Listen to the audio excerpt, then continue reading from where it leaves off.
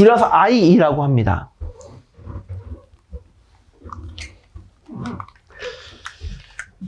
자, 한번 생각을 해볼게요. 여기 에너지 그래프를 가운데 그리고요. 리튬하고 소듐 비교해 볼게요. 여기 리튬, 여기는 소듐. 여기 3번이고 11번이죠. 한번 채워볼까요? 1S의 차는 건 공통적이니까 좀 빼고 2S. 얘 한 개 차겠죠, 이 친구는. 이 친구는 2S에 두 개 다 찰 거고요.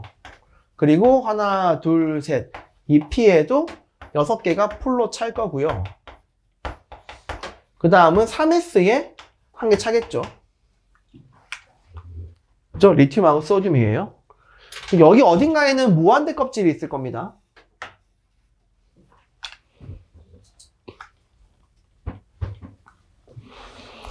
자, 리튬에 있는 전자를 무한대 껍질까지 끌어올리기 위해서는 이만큼의 에너지를 흡수를 해야 됩니다. 굉장히 많이 흡수해야 하죠. 근데 소듐에 있는 전자를 무한대 껍질까지 끌어올리려면 조금 덜 흡수해도 괜찮습니다. 즉, 전자를 무한대까지 끌어올린다 라는 건 전자를 사실 떼어낸다라는 거니까 리튬에 있는 전자를 떼어내기 위해서는 이만큼, 소듐의 전자를 떼어내기 위해서는 이만큼을 흡수하면 된다, 이런 뜻이 되겠죠. 이때 흡수해야 하는 에너지가 있을 겁니다. 이때 흡수해야 하는 에너지를 바로 이온화 에너지라고 합니다. 이온화 에너지 리튬, 이온화 에너지 소듐. 즉 어떤 금속이 있는데 기체 상태여야 돼요. 이 친구가 전자 한 개를 잃어버릴 때 멀어지는 입자이기 때문에 반드시 에너지를 흡수해야 합니다. 이때 흡수해야 하는 에너지를 이온화 에너지라고 합니다. 세 가지의 조건이 있어요. 첫 번째는 기체여야 돼요. 왜? 고체 상태에 에너지를 가하면 전자가 안 떨어집니다.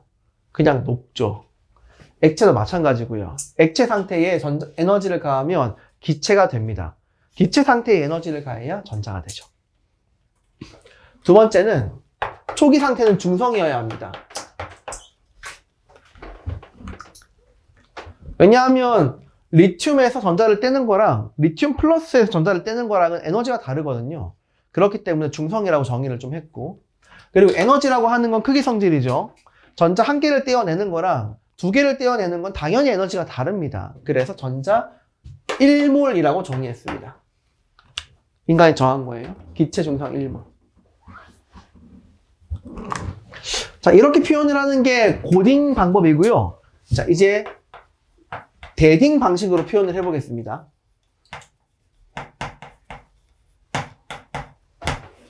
컴마. 지금부터 모든 에너지는 델타, H, 노트라고 표현을 하겠습니다. 엔탈피라고 해요. 마지막 파트쯤에서 배울 건데 엔탈피라고 해요. 이온화 에너지는 여기 아래 첨자로 IE를 적으시면 되겠습니다. 양수일까요? 음수일까요? 당연히 양수입니다. 에너지를 먹어야 되기 때문에.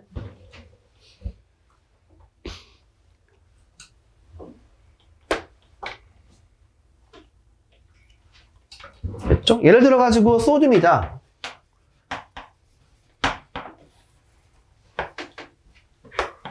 소듐 플러스가 되면서 기체, 전자를 떼어낼 때 이때의 에너지는 델타 H 노트, 이온화 에너지, 괄호 열고, 소듐, 이런 식으로 표현을 해줍니다.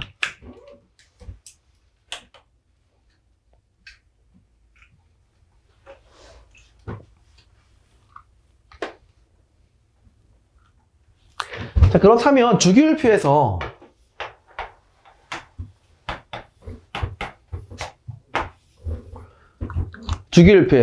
아래쪽으로 내려갈수록 껍질이 커졌죠. 껍질이 커지면은 크기가 어떻게 되지? 커집니다.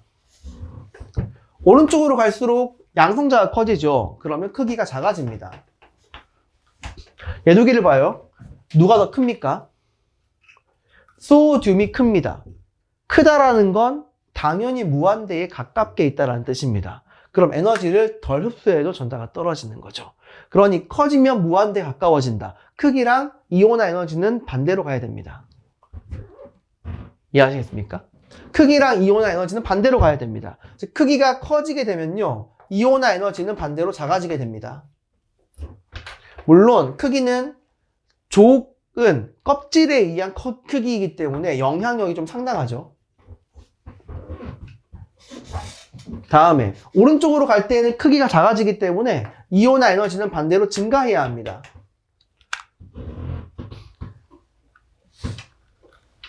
하지만 화학의 묘미죠. 이래서 물리학 하시는 분들이 화학자를 겁나 싫어해요. 니네는 껄핏하면 예외고 막 규칙도 없고. 화학자들은 그러죠. 대충 해.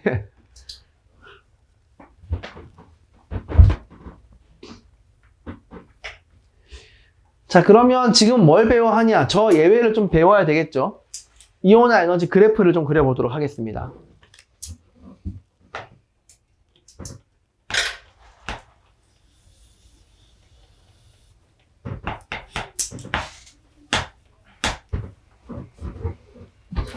가로축은 원자 번호,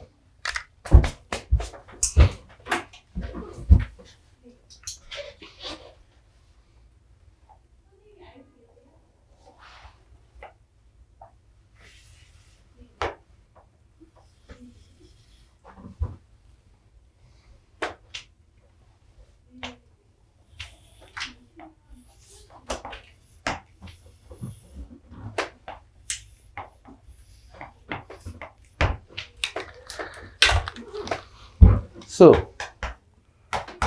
해, 리, 배, 붕, 탄, 질, 산, 흘, 내.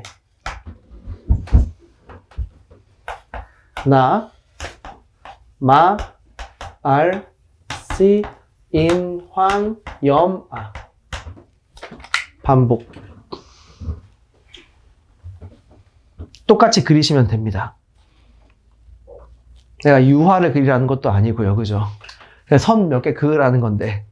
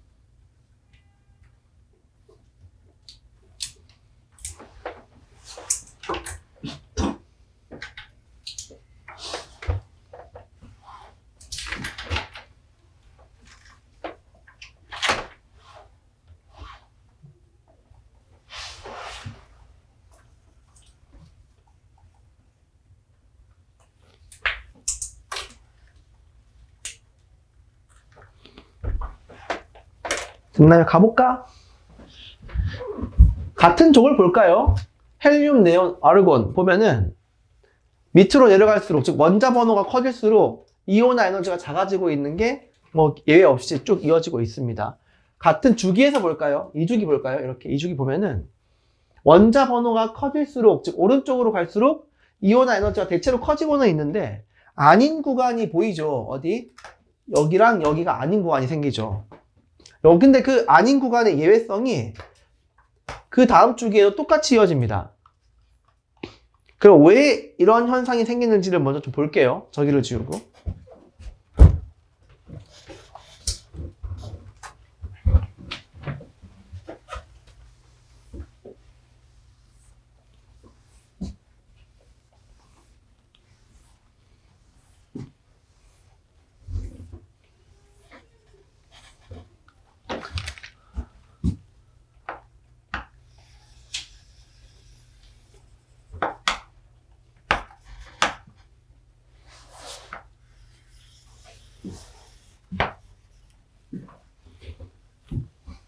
베릴륨과 봉소 4, 5번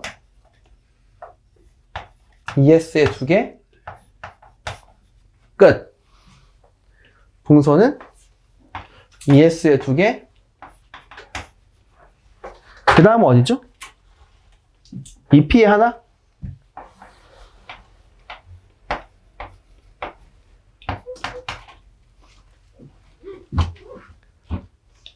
됐나요? 근데 사실 엄밀히 말하면 어떤 느낌이냐면요, 이게. 잡아. 이쪽은 플러스 4야. 이쪽은 플러스 5지. ES에 있는 전자를 당길 때 누가 더 세게 당기겠습니까? 얘야. 얘지. 그지? 붕소가 플러스 5기 때문에 ES2에 있는 전자를 좀 세게 당깁니다. 그래서 엄밀히 얘기하면 붕소에 있는 ES가 살짝 에너지가 낮아요. 이런 느낌이에요. 살짝 낮아요. 이렇게 돼야 되는 거거든. 근데 EP 오비탈이 떡 등장을 해버립니다. 여기에 한 개 추가되죠. 자, 그래서 EP 오비탈에 있는 전자 한 개가 얘보다 에너지가 높아요. 이해되지? 작아지다가 갑자기 딱 높아지는 거야. 자, 그럼 당연히 여기에 있는 전자를 무한대까지 끌어올리는 거. 이것보다는 EP에 있는 이 전자를 무한대까지 끌어올리는 게 조금은 더 쉽습니다. 그래서 EP, 붕소의 이온화 에너지가 살짝 작아지는 거예요. 됐니? 이건 S오비탈보다 P오비탈이 에너지가 더 크기 때문인 건데, 이걸 우리가 저번 시간에 어떤 효과라고 했습니까?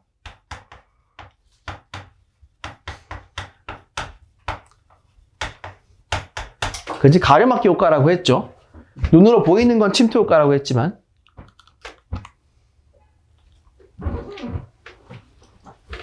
자, 그 다음은 누굴 볼까? 산소하고 8번.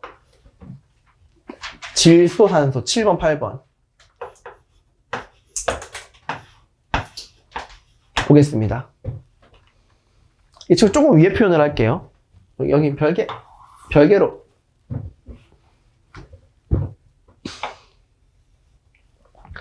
자, 질소의 ES와 산소의 ES를 비교할 건데, 산소의 ES가 살짝 작아야 됩니다. 마찬가지로.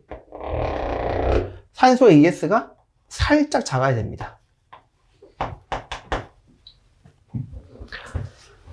자, 그 다음에 질소의 EP가 있겠죠.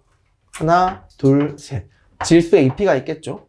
전자가 하나, 둘, 셋. 이렇게 있을 건데, 산소의 EP가 질소의 EP보다는 살짝 작아야 됩니다. 그런데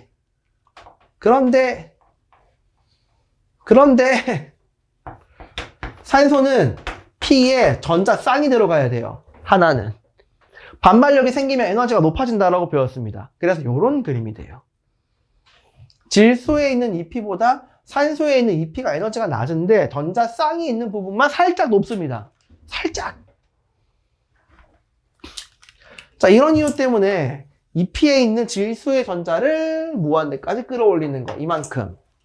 산소에 있는 전자 쌍 중에 하나를 무한대까지 끌어올리는 게 조금 더 쉬워지는 겁니다. 이건 뭐 때문이에요? 전자 반발 에너지.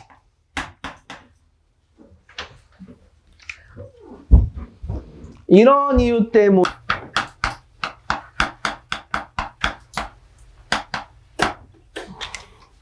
다시 마그네슘 볼게요.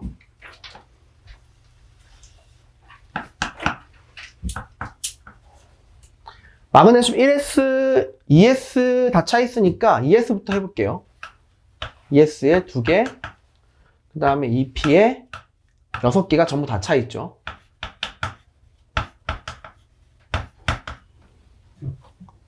그 다음은 3S에 2개.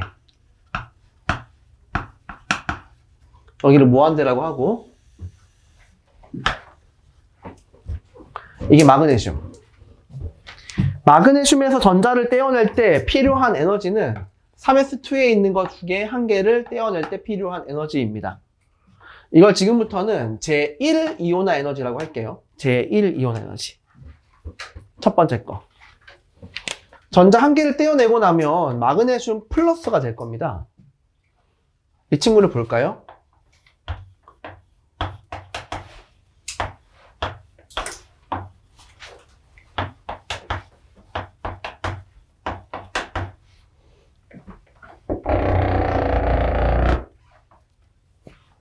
전자 반발력이 사라져 버리기 때문에 크기가 살짝 어떻게 되죠? 작아집니다. 에너지가 살짝 내려가죠.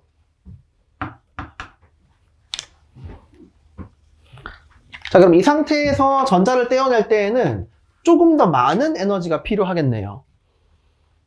두 번째 전자를 떼어낼 때 필요한 에너지, 이걸 제2이온화 에너지라고 할게요.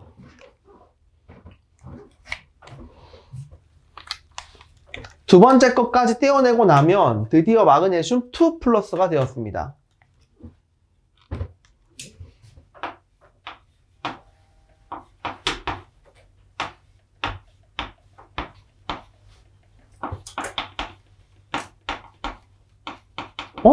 그런데 껍질이 달라져 버리네요.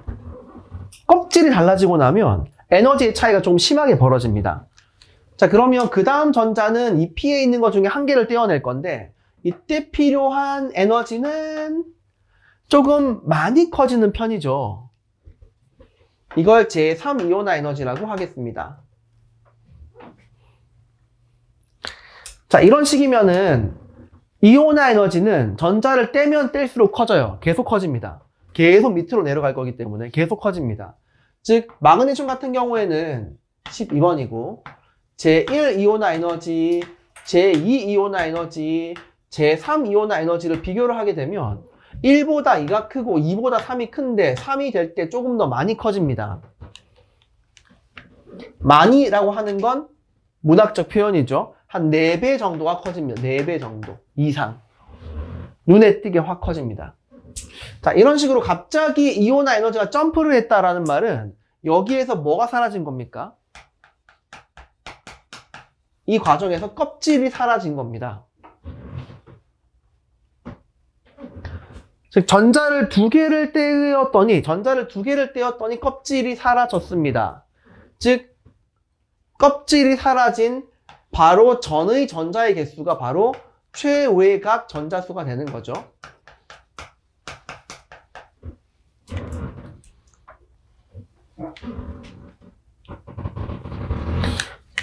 자, 산소를 가지고 예를 들어 볼게요. 산소는 16쪽입니다. 16쪽이기 때문에 6이온화 에너지와 7이온화 에너지 사이가 갑자기 점프할 겁니다. 갑자기 점프한다? 껍질이 사라졌다. 그럼 6개를 떼어내면 껍질이 사라진다. 즉 이게 최외각 전자가 되겠네요.